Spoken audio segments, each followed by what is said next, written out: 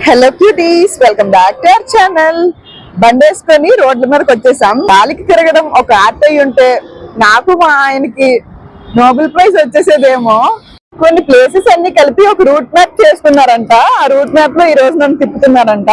విన్సీ అల్లరి చేయకుండా ఉండడానికి ఒక డ్రైడ్ క్రాన్బెరీస్ ప్యాకెట్ విన్సీ చేతిలో పెట్టేసా. తింటూ వ్యూస్ ఎంజాయ్ చేస్తుంది.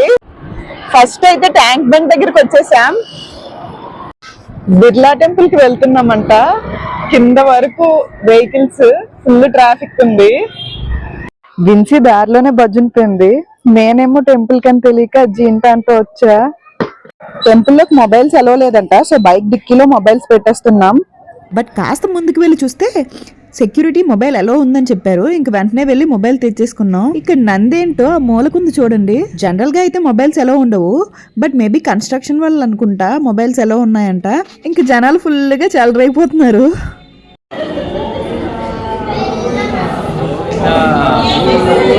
ఈ పైనుంచి ట్యాంక్ బండ్ వ్యూ అయితే అదిరిపోయింది. టెంపుల్ మొత్తం ఇలా పాలరాతి మీద రామాయణం, పాలసముద్ర మదనం, గీతోపదేశం, ఇంకా మిగిలిన దేవుళ్ళ చిత్రాలు చెక్కారనమాట. ఎంత చక్కగా ఉన్నాయో. ఇంకా అక్కడి నుంచి స్టార్ట్ అయ్యిందండి చరిత్ర. ఇంకా పురాణాలు స్టార్ట్ చేశారనమాట. కొంతవరకు అయితే ఓకే, హీరోస్ ఇల్లులు, వాళ్ళు ఎక్కడ వాకింగ్ చేస్తారు, వాళ్ళ రెస్టారెంట్లు అన్ని చూపించారు. తర్వాత ఇంకా నా ప్రేమ పాత్రుడి చరిత్ర స్టార్ట్ చేశారనమాట.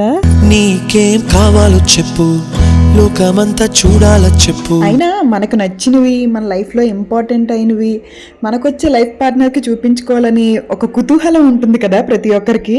ఈరోజు అదే జరిగిందనమాట.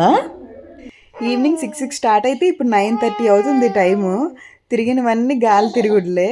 ఏదైనా ఒక ఉపయోగపడింది చేసామంటే బిర్లా మందిర్కి వెళ్ళాము.